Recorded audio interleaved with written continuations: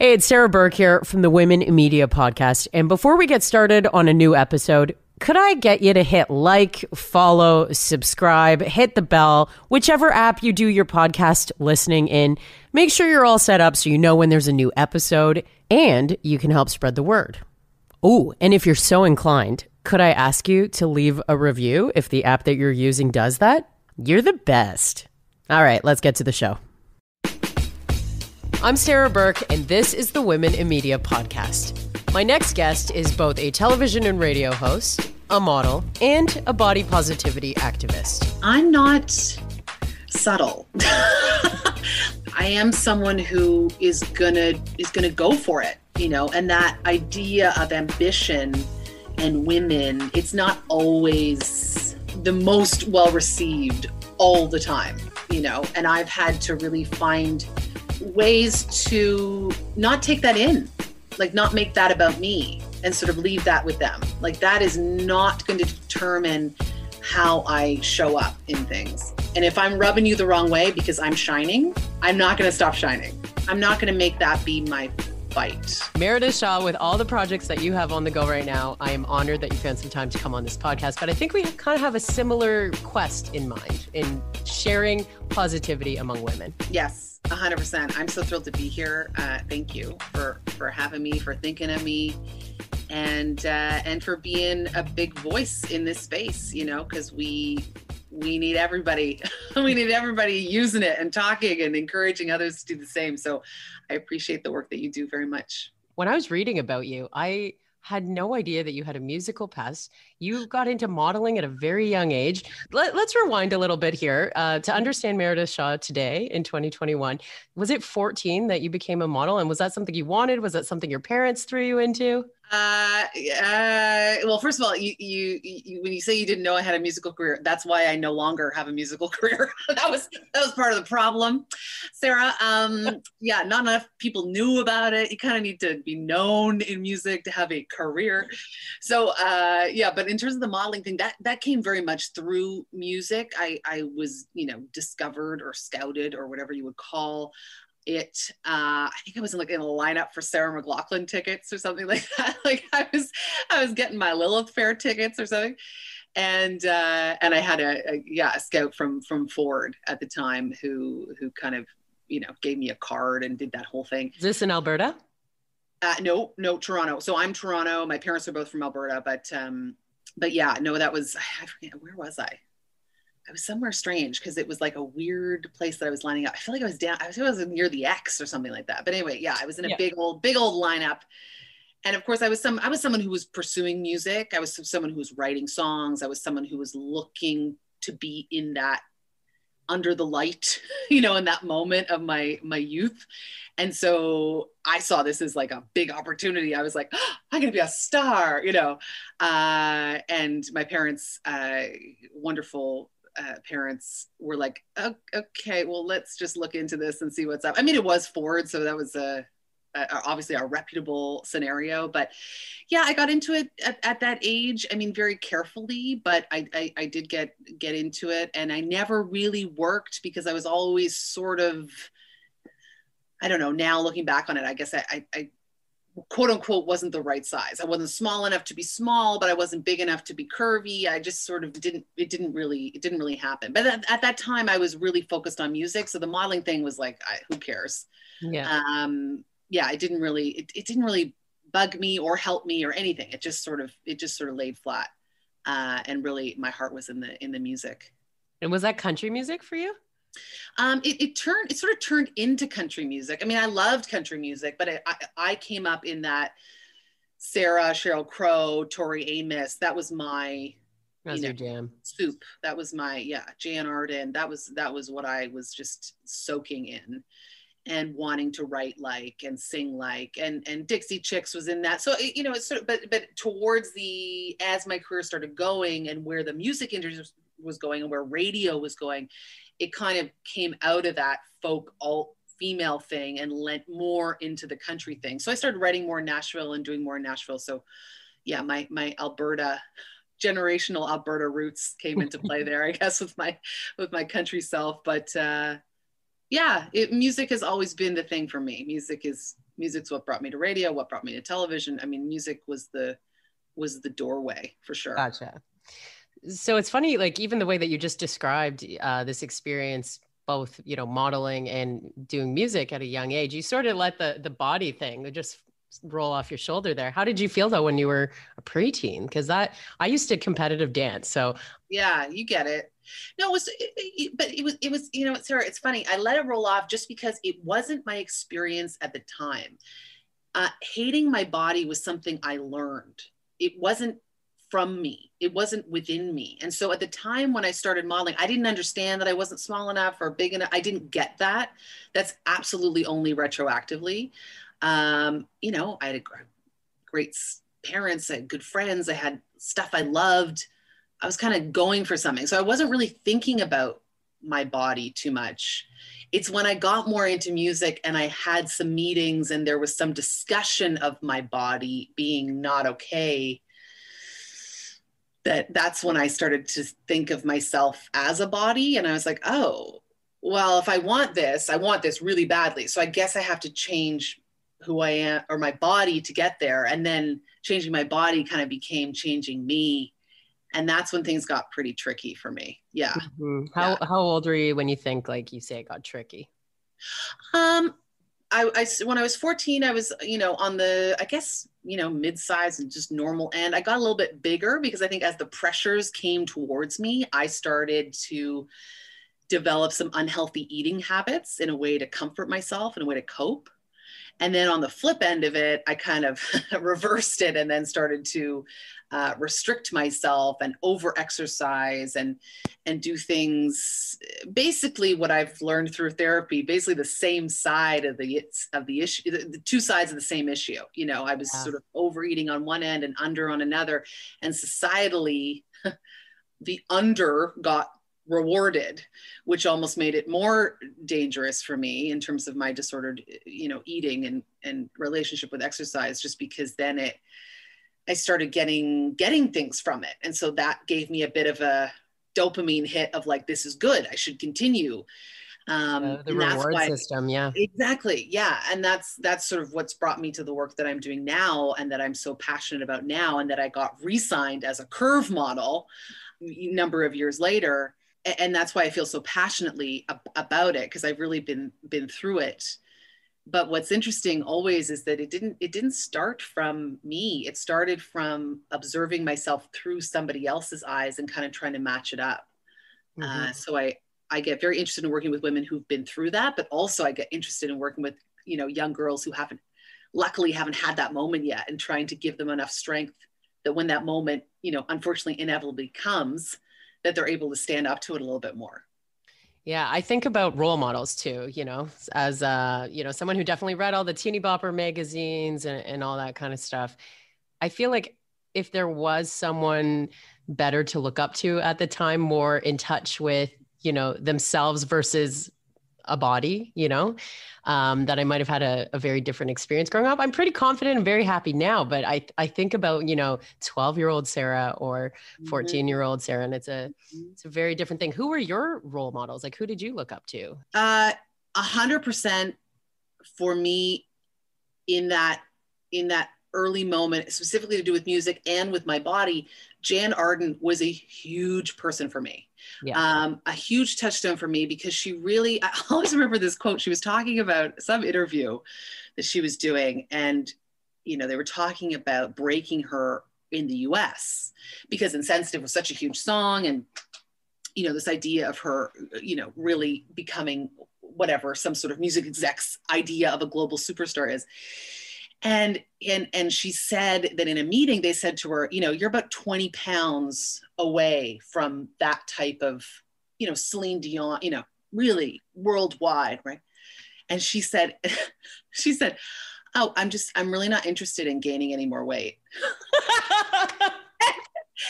And as a kid, I heard that, and just her ability to have a sense of humor, to have real confidence, and kind of like, I don't know if I can swear on this podcast. You swear, girl. You do. A bit of like a fuck you attitude. It gave me such quiet strength that I didn't even know what I was taking from it at the time. But, now coming to this moment in my career and, knowing her in a certain way, I just, that arc blows my mind because she was so integral to me at a moment when I really needed her. And sometimes I think when I talk about body positivity, or I'm out there doing my thing, or I'm posting about, the clothes I'm wearing on the social or whatever that is, sometimes I start to think, do I need to do this? Like, is this important? Am I just calling too much attention to something that maybe everyone's okay with now? And then I just think back to some of those moments and I'm like, I don't know. Jan Arden didn't know I was out there hearing that. And it really changed my life. Like, it changed the course of what I thought was possible. And so then I think, well, no, keep talking about your dress size, Mare. Like, there's maybe someone out there that can relate to that, and not just relate to the talking about it. But I've always sort of felt like if I can just be on the social and be a size 14, 16 that I am, and not really talk about it, but just show up there. Yeah. Just be. I feel like that in itself is showing and so can you, and I don't always need to talk about it. I can just kind of show it as opposed to talk it. Did you ever get to tell Jan Arden about that? Yes. I mean, that's the crazy arc part. I mean, we're now, like like it's you can text her, yeah. The texting and I did her podcast, and she had and I feel uncomfortable even talking about this right now, but she just had very lovely things to say about me and sort of what I'm doing. And I got emotional because I was just, I don't know. I never really thought I'd have that moment. I never really thought she would know about it. Someone's listening to this now in that way. It's just whatever you're doing, do it to the full extent, because you just never know who you're helping, who's watching. And I think a really nice part of that too is like, instead of, your bio saying I'm a plus size model, I'm a model. That's what I am. I'm a confident model. Yeah. I mean, and I'm of two minds about that. And I have, spoken about it before, this idea of like, do you like the term plus size? Do you use the term plus size? And there's so many conversations that are happening within that body positive. Even the idea of body positivity is being pushed back on a bit right now. And it's more like body neutrality or body acceptance. And so I always want to be in the hub of those conversations and using my words appropriately, because as you and I know, I mean, words matter, like in what we do. And I do think the terms matter. I do think saying that I'm a model matters, because if I say I'm a model and you see me, you can assume I'm a plus size model. Like, if there's a model and she is Black, she is a model. She doesn't say I'm a Black model, or I'm like, we can see, we can understand, we can deduce. And so I think I'm very proud of the term plus size. I don't want to not be using it, but I don't want to somehow reduce that celebration, or have to specify, what that is with some sort of descriptor. Gotcha. I know you do a lot of work with like listeners where you get paired up for contests and stuff, whether it's with the Marilyn Denis Show or on Chum. Mm-hmm. Give me a story where you've really felt the impact that you have made on a listener or a viewer. You are making me blush today, Sarah. Tell me about how you've changed lives. I don't know. Oh my gosh. I mean, the work that I do on the Marilyn Denis Show is so rewarding. And I think of a specific time when I got to work with two women on a bathing suit makeover, specifically to do with bathing suits. And I remember at the time working with my producer on the casting of it. And I said, I think it would be great to have two different body types, because obviously there's lots of us in our different bodies, and let's show swimwear on two different things. I mean, this isn't earth-shattering information. I know that, there we go, but let's do that. And so I had, an assumption that I think as a curvy woman moving through the world, thinking like, well, I've had my own struggles with getting into a bathing suit because I'm curvy, and that's not the body type that everyone is seeing everywhere. And so I had more of a I don't know, empathetic state towards the curvy woman that I was helping. And it was such a change for me because I started to understand that this mindset that I had nothing to do with size. It's a mindset that can happen, and you're nodding. And I know briefly from you sharing with me just what you're saying about competitive dance, you have a relationship with what I'm talking about. And it really opened me up to the fact that this isn't something that curvy women experience. This is something that women experience. You got it. Regardless of the size. And that some of the wisdom that I have amassed through my experiences and my challenges and sort of my decision to keep going and get curious isn't just helpful to me and my curvy sisters. This is helpful potentially to a lot of people. So I really learned from those two women in that moment, because the woman who had a much smaller frame was actually much more troubled, had many more insecurities towards getting into a suit than the other woman. And to see them both not only go through this experience, but go through the experience on national television, right? That's the other thing. It's not like you're just getting a girlfriend to help you in a change room. Like, you're meeting Marilyn Denis and you're on TV. Like, this is pretty intense. And they both had the desire to do it because they knew that people would be watching, and they knew that their showing up would help other people to do that. And I was so moved by that from both of them. And it was quite early on in my makeover career at the Marilyn Denis Show. And I really decided and learned in that moment that that was something I wanted to do much, much more of. And I do quite a bit of that now on the show, almost exclusively. And I love those moments because it gets into the real meaning of style for me, which is that quick change of state that you can see yourself anew in the change of what you put on your body. And that style piece is such a superpower. And so many people see it as a place of shame. And to see that switch and to make that switch happen, and you can see the light in their eyes, look at themselves in the mirror in a different way.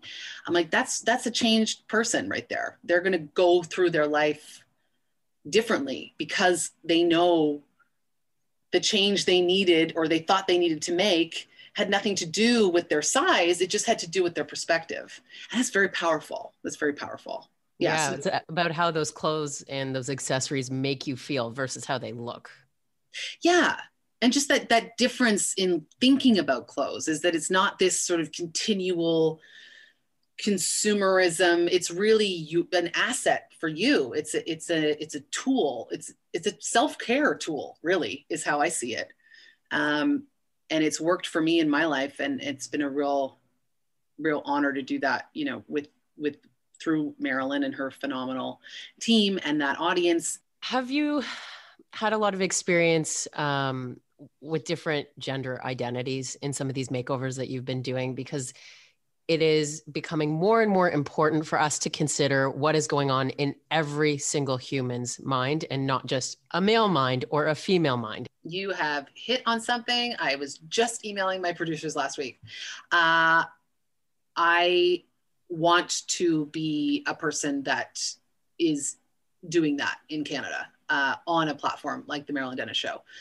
They are a show that was seeking out more representation in terms of size. And also, I also have done makeovers or style segments, not even makeovers, model segments with men who are brawn. Brawn is the term, is curvy as a man. It's brawn, that category.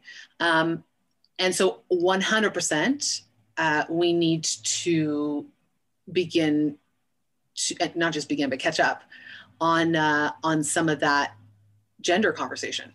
And I know that there are a number of producers at the show who have experience, in that area of life, because it is life and it is all over. And thankfully, those conversations are coming more and more to the forefront.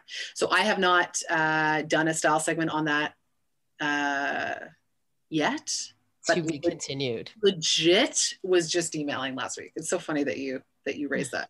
And thank you for raising it. I was thinking about it around International Women's Day. Yes, I launched this podcast around International Women's Day. And I just thought to myself, I was like, what's a trans woman thinking about International Women's Day right now? And how has their experience been leading up to that? And how does a style segment affect that person? How does a radio segment about women's history affect that? There's so many questions. Yeah. No, there are so many. And I think people sometimes don't go there because they're like, well, how do I go? There's so much.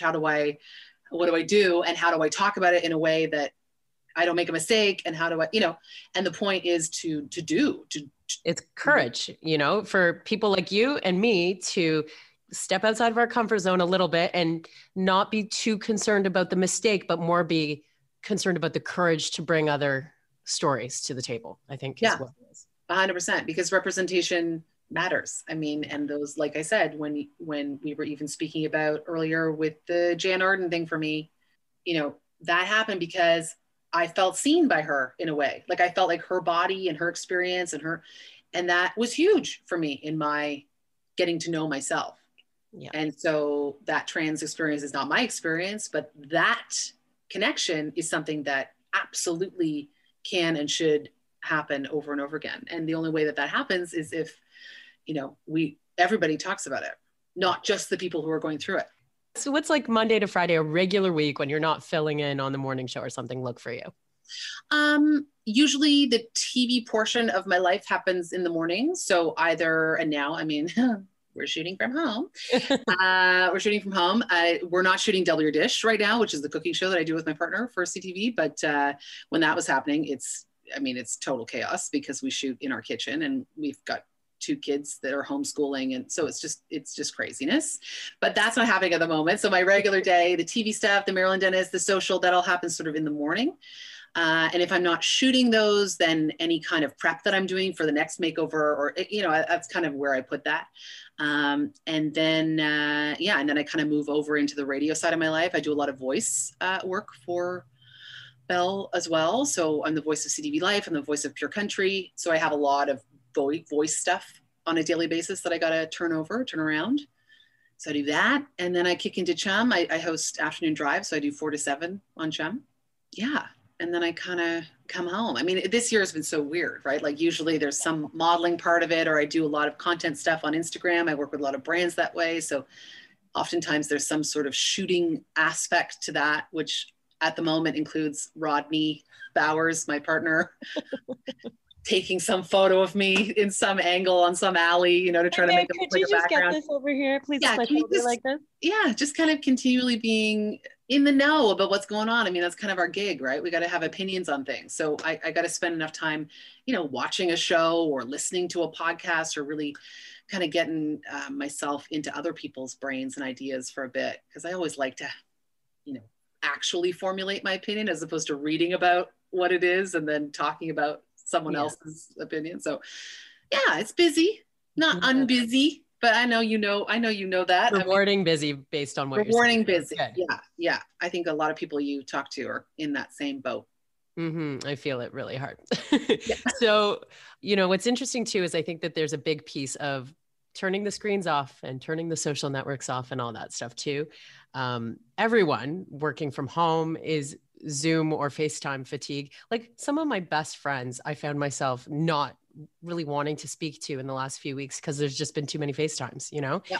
And I'm really curious about how women that are in the spotlight and are constantly on, turn it off for a little bit, because I have trouble doing that. So I wanted to ask how you unplug.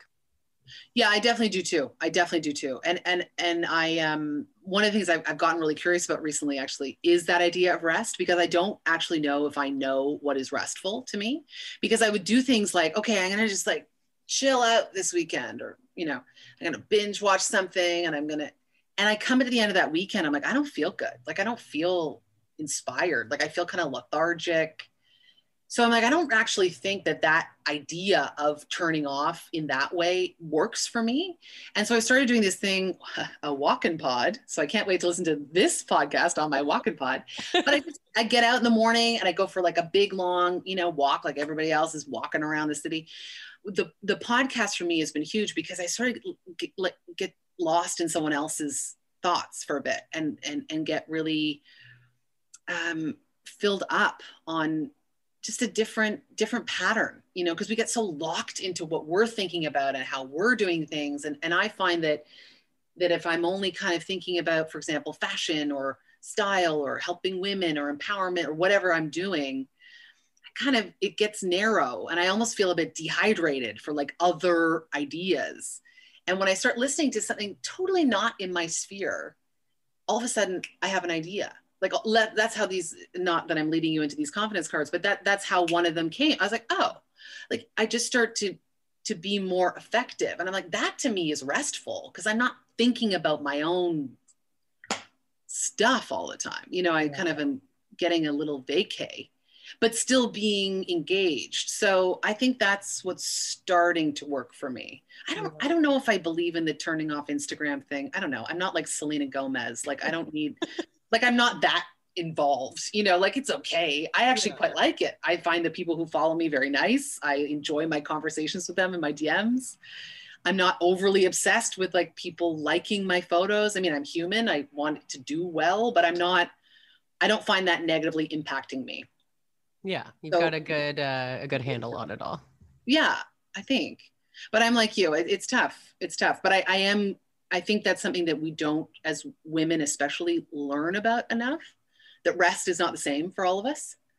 It's not like we can just unplug and have rest. Like maybe for some people it's, I don't know, gardening or bird watching, or maybe that's for me. Maybe I haven't bird watched enough. I don't know, but I'm curious in finding out what that is. So far for me, it's been that walk and pod moment. Yeah. You know, what's interesting too, if I'm being honest, I actually find it more stressful to catch up on what I should have posted, whether it's related to work or this podcast project. Yeah. When I come back to it, if I turn it off for that long. Yeah. Yeah. And then that's stress. And then you're like, wait a second, that doesn't feel very good. Yeah. I think it's also just not making those feelings mean anything else. Because the biggest thing for me is that if I'm upset with something or unable to, you know, fulfill on an obligation or whatever that is, if I can just deal with that, as opposed to dealing with the heap of bad self-talk I throw on top of that, you know, coupled with a little bit of body image issues, a sprinkle of, you know, like I call the bitch on my shoulder. Like if I just can deal with what's actually happening, as opposed to the self flogging that comes on top of it, it's actually much more relaxing and much more doable. Yeah. So this idea that we have to like change through shame or change through hating on ourselves, it's a constant reminder for me that is not true. Well, you must work in the radio biz because you did set me up perfect for the segue into your cards. So like, oh God. So it's a collaboration that you had with Joyful Hearts Co., which is a Canadian shop, the Confident and Crushing It cards. Tell me, so you said it came up on a pod and walk and pod.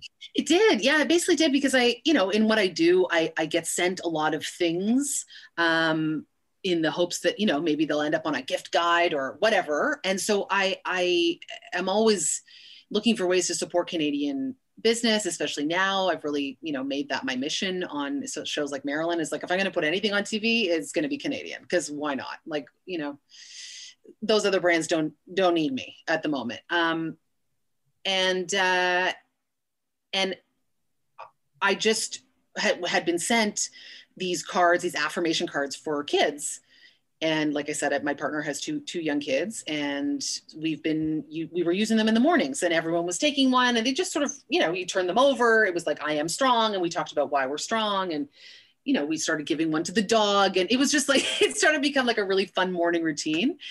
And, I, as someone who feel a little bit itchy when the term affirmation gets thrown around, like I feel a little bit like this is cheesy for me. Like I don't really relate well to it. I started to really look forward to that moment after breakfast where we choose one. And then I just started thinking, you know, again, on that walk and pod, I was like, I should make these for women, like and our confidence, because that's what I get asked about a lot. And so I just came up with a bunch from my own life. I called up Janice, who runs Joyful Hearts Co. I learned her story, and, you know, off we went. And it's it's been incredible to see how they're landing in people's lives. I'm so interested in making stuff. I think that comes from my music background, like my putting out music or putting out something that I had a part of creating. I'm really interested in that, especially when it hopefully, does some good.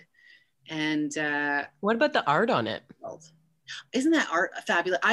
I loved everything about how she did it, because it didn't come across as cheesy to me. It came across as cool and kind of, I don't know, almost irreverent. Like, I just loved it. I just thought it was fun. And we went back and forth quite a bit on the art. She was really just inspired by the words that I was coming up with. And that was a really fun creative part. And I ran all of these by a psychologist friend of mine, because I just want to be sure I wasn't triggering it. I was on the right track. So yeah, I think they come with a mantra and a move. So an affirmation and an action. So you can say the affirmation, but you can actually do something very practical. Yeah. To put that into your life, which I think has made it a fun practice for me. And yeah, I really think of it as a confidence practice. So it's like a yoga practice or anything. You're just kind of doing something every day to remind yourself and get a little bit stronger, get a little bit more resilient. And, we need that right now. I need that. The habitual routine too of setting aside 2 minutes for yourself just to pick a card and read it. I find so many women, whether it's because of parenthood or, gals like you and I who are super busy in the media, if you can set aside a couple minutes for yourself, it can literally change your day. I have learned that. It can. And I think as much as we hear that, it really can. Like, it really can. And intention is everything. And time for you. And being able to set that up a little bit better so that you're in a state where other things are coming to you and you can deal with them better, and because the biggest thing for me is that the negative self-talk or those feelings, or specifically with body stuff for me, it's not like they go away. The volume gets turned down, but really what has made me able to do what I'm doing now is not because they're gone. It's because I have enough muscle now that when those thoughts come to me or rise up, I'm able to understand that those are not true, that those are things that are just, rattling around in my head, thanks to all kinds of reasons that we all have, but that what I'm able to decide and pursue and,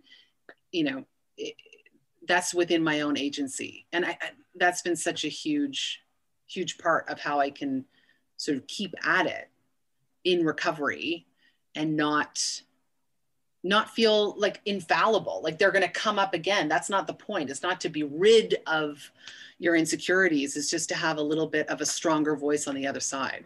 Because so much of what we do is attached to spotlight. For you have a television spotlight, you have a radio spotlight, you have a huge social media presence. Is there something that sort of unfolded in the spotlight that you really had to recover in the spotlight and share that experience? Oh, we're going to give spotlight to it again. Well, this whole podcast is spotlight context. Yeah. Has it unfolded? Good question. I've said stupid things on air before. I didn't have enough time to prep something or that. Yeah. So many things. There's so many things. I have so many things. What have I? That's funny. I do have something that's coming to mind, but I don't know. The question is really about how you persevered through whatever this tough moment was. Right. This is so funny. I've never been stumped before. I'm sorry. No, you're stumping me.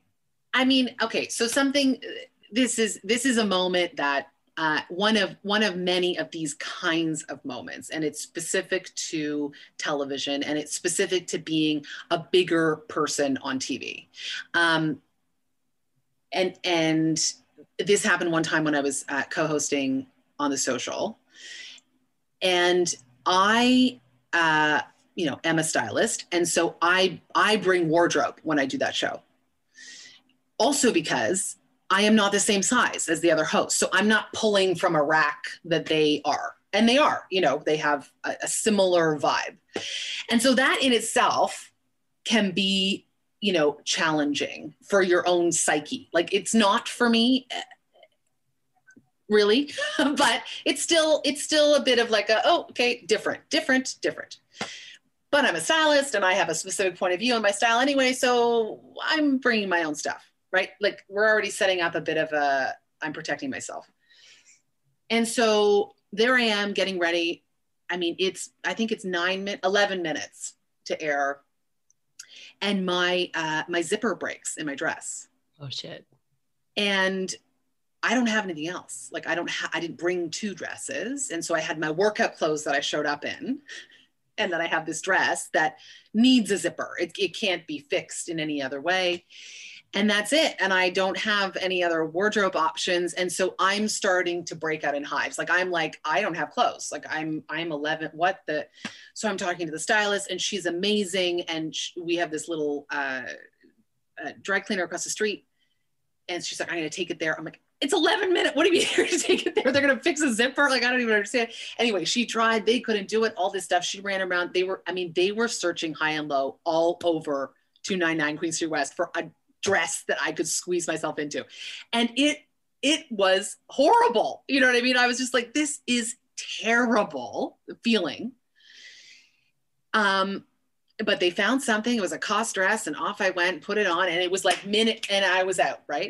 And so, of course, I'm thrown. Like, I am beet red. I am sweating. I'm sitting up on the desk of the social trying to do hot topics or whatever.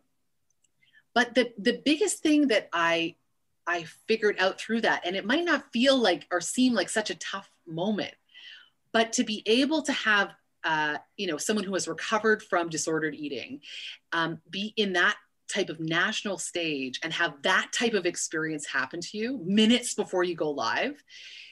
I'm surprised and so proud that I made it through that moment. And now it really has become a funny moment to me. And I could cry right now thinking about it. When I was in the depths of my struggle, there is no way I could find humor in that. No way. I wouldn't have been able to go out on stage. So I say that as a moment of persistence when it could seem like a small thing. But my gosh, it's one of the moments I'm most proud of. And no one would have known watching the episode. You know what I mean? If you go back and watch the social, I'm in a bright blue dress. But I knew, and that was something that was very hard for me. And yet it happened, and I made it through, and I now bring 2 dresses. Mazel tov. And now bring 2 dresses with me, just in case one busts. So funny though, because it's hearing a woman who's done so much work on confidence and being okay with who she is and how she looks, still just a small detail can throw off the entire day. And there's something to be said about the level of skill in recovering when people are watching and when you've got lights, camera, action, here we go. Moments away. So good for you. Thanks.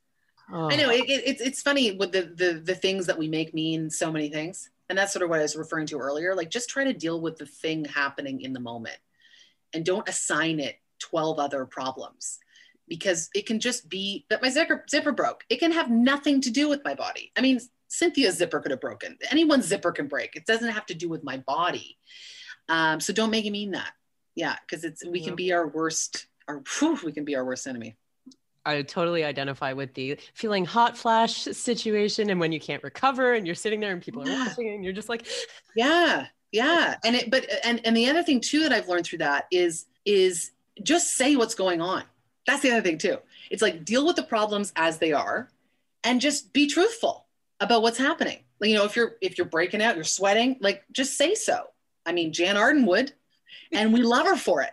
But it's a big thing that I've learned and really basically almost tested. The moments where I am my most honest, my most myself, and not overly sharing or, trying to get nothing, just like in the moment, being honest, what's going on. People relate to you. People like it. People feel seen. People feel like, oh, I thought that too. And so in whatever you're doing, it's the hardest thing to trust.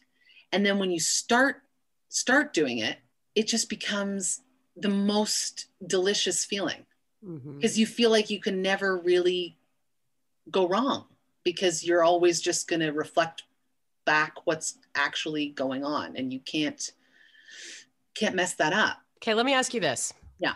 So we're doing a lot of talking about, how females feel in these roles in media, but I think that a big piece of this puzzle too is talking about how men have either helped or not helped in how we're feeling in our positions in media. Is there a man that has empowered you in your role? Yes, both. Yes to both. Someone specific is the great Rob Farina. I remember, because how I got my job in radio was very strange. Like I was in music and loved radio stations when I was doing a radio tour for a single. And whenever I was going to the radio stations, I always just thought they were so cool. And I liked the people and I liked the vibe. I'm like, I feel like this is very, I've always kind of wanted to be Jan Arden, but I've also always kind of wanted to be Marilyn Denis. So maybe I could like host a radio show. That's where that came from. And so in Winnipeg at a sound check before my show, I Googled how to host a radio show, and Milkman Unlimited came up. That's sort of where all the radio jobs are listed. And so I made like what I now know is not a radio demo on my, phone, and sent it around to a whole bunch of stations. And Troy McCallum from Boom 97.3, called me and was like, I don't know what you sent me. It's not a radio demo, but I've got a hunch about you and I'd just like to meet you. And I, at the time, not to sound super fancy, but I was finishing up a record at Willie Nelson's studio in Austin, Texas. Oh, I might have read about that. Yeah, just a little, pick that name up. But so I was sort of feeling myself, is what I'm saying. I was like, I don't know what radio, what. And, but I was so shocked and I was so honored. He was the only person that called me back. Obviously, like you know what I mean? When I sent this thing out, it was not really anything. And he called me back and offered me, and then decided to put me on the mic. I had no idea what I was doing. I never touched the buttons before. I had zero clue, and kind of had to turn to him and be like, I might have oversold what I know how to do. Like, I can't go on evenings tonight. I don't know. And he just laughed. He said, I know, I'll have somebody with you. I just want to hear you on the mic. Anyway, long story short, I got a job. And started at Boom, and will always, have a very special place in my heart for that station. And May Potts, who helped me very much. But Troy was someone who just saw something in me and wanted to give me a chance. And I think you need those people in your life at different points. I think I was ready to take that chance because I'd been in every radio station. I'd done a ton of music. I'd written songs. I knew about artists. Like I loved music. I knew how to speak over music to like leave room for the drum fill. And, I knew that. I just didn't know radio, but he didn't care. He thought I knew how to talk and knew music and thought that was enough. And so he gave me a chance of a lifetime. And the more that I'm in radio, the more I know that. And anything that comes my way, I text Troy McCallum and I say, I can't ever thank you enough for having that hunch. So Troy, Rob Farina was another person that was a real champion in my career. And I know the question was about men, but my current, PD and higher up, Sarah Cummings, is incredible and has been incredible for me. I have had a couple people, men, who I have had to figure a way around, if that makes sense. Oh yeah. I don't have that story. Thankfully, I don't have something horrific, but I have the put downs, I have the demean. I have the, I don't believe. I think you're maybe getting too big for your britches kind of moments. I have a couple of those. And all I can say is that I'm thankful that I had those, at least in radio, when I was a little bit older.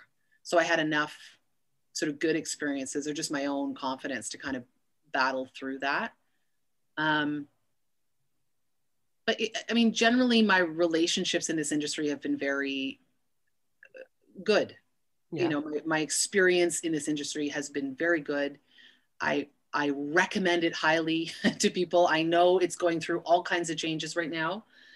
And I know people, trying to get in, it's tough. And I know my story is weird and potentially annoying. But I share it just as that if you have a hunch and you feel like you're going to get into something, and I think if you focus on that, you will have people in your life that kind of show up as those boosts, because we need those. No matter what we do, we need that Troy McCallum. We need that Rob Farina. We need that person that's going to be like, you know what? I don't know if you have the experience to do this, but I think you can do it. So let's see. Yeah. Because I know I could do it. I just I didn't know how to show that, Yeah. No, that makes sense. I guess part of what I'm trying to do with this podcast too is get women celebrating each other's successes, because I have found in my experience, at least, that women are like shy and timid about being loud about their accomplishments. And I hate that. I want women to not feel like they have to be this small when they've had a big moment. I want them to celebrate. So with that, I'm going to ask you 3 women that need to come on this podcast, 3 women that you look up to in the industry. Easy. Very easy for me to share. I'm going to go with my radio queens. Shannon Burns. Shannon Burns is on Chum 104.5, Queen.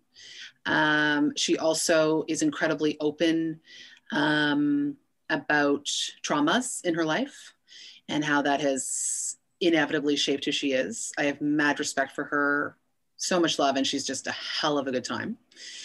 I also have to shout out my Chum 104.5 sis, Ashley Greco. Ash has been an incredible friend to me at Chum. When you come into a new place, it's always touch and go a little bit, Yep. And she's always just been such an incredible woman and such an incredible broadcaster. She's so skilled technically. Like sometimes she asks me questions. I'm like, I don't even understand that question. When she's like, oh, for the contest, are we doing the blah, blah, blah, with the down with the pod? And I'm like, what? I press a button and talk and say hello. I don't know what you're talking about. So she's a very skilled broadcaster and has also, been very open about some things going on with her. I just love people who are willing to share, willing to go there, because I feel like we talk for a living. We can't just talk at people, we got to share. And so I have a lot of respect for both of them. Sarah Cummings. Yes. Oh, come on. I got to lead with her. She's my boss. Yeah. Sarah Cummings. I love Sarah so much. I've never even worked for the woman. Yeah. She is, nothing short of remarkable. And I know she is only going to get more and more and more, central in this entire industry in Canada. I can't really say enough incredible things. She's been the person for me that has not only seen me and encouraged me, but really blown open doors for me to do things, because it's not always the case. Even in one company, TV can kind of happen over here and radio can happen over here. And she's so incredible at just making things happen. You can see in her tenure at Bell, she's just launched massive radio brands. Roger Ashby retired. She's been in charge of a lot of really tough stuff and still seems to do it with a really good sense of humor and grace. And there's no one better to have a glass of wine with and all that stuff. So she's really remarkable. And I would like to know even more about her story and her come up, because, that was a bit of a different moment for her to be coming up, not on air, coming up in the management side of things. Yeah. Programming side of things. Yeah. Which I'm sure would be very interesting. So yeah, I'm just going to go total Chum. That's okay. It's about, Ash and Sarah. Yeah. I feel like you are surrounded by women that lift you up. Have you ever had a situation where there's been someone tearing you down that's a colleague? I don't think I'd go so far as tear down, but I definitely have. I would be lying if I didn't say yes to some of that. I think it's because there was still this idea of scarcity in the industry. There's still this idea that if, she does well, I can't do well. That I think still exists to some extent. And I'm not subtle. Like, girl, I hear you. I hear you. I show up. I want to do things. Like I don't know. I am someone who is gonna go for it, and that idea of ambition and women, it's not always the most well received all the time, and I've had to really find ways to not take that in, like not make that about me and sort of leave that with them. Like that is not going to determine how I show up in things. And I also just feel that I know why I'm doing this. I know my motivation. I know my intention, and it is not to take away from anybody else. That is not my gig. I am not here. Like, I am so happy when I see things happening to my colleagues, and I really mean that from the depths of my core. Like, I've always been a girl's girl. So there's no, I don't question that in myself. I don't question my own motivation. And so I think that allows me to leave that with that person even more, because I know I'm not doing that. And if I'm rubbing you the wrong way because I'm shining, I'm not going to stop shining. I'm not going to stop trying to shine. I'm not. That's not what I'm doing. And I hope that we can find a way to do something together, but I'm not going to make that be my fight. When your motivation and your success are aligned, it spins on itself. And it's a really beautiful rhythm to get into. But you got to check your motivations, because if you are someone who wants help from other women and you are not willing to give it, and you are not willing to give it when no one is watching you, you got to check that out, because you got to be able to do it just because it's the right thing to do, just because you believe that in your bones, and that kind of performative sisterhood. I got no time for that. Do you have one of those cards, your affirmation cards nearby? We should end with one. We should end with one. Yeah, I definitely do. Here we go. Here they are. Okay. So we'll pull one random. I always like to think the card picks you. So what do we need today, Sarah? I am more than my body. That is the mantra. I am more than my body. And the move is decide today to do something completely outside of yourself. Is there somewhere you can volunteer, a neighbor that needs help, a food drive you can donate to? Taking action will interrupt your thought pattern, and you'll see yourself anew and whole. So that is something we have talked about today, interrupting that thought pattern, getting outside yourself, Beautiful. I have to thank you again for making time between all your TV and your radio and your cards and all your things. This was so lovely to talk to you. Thank you.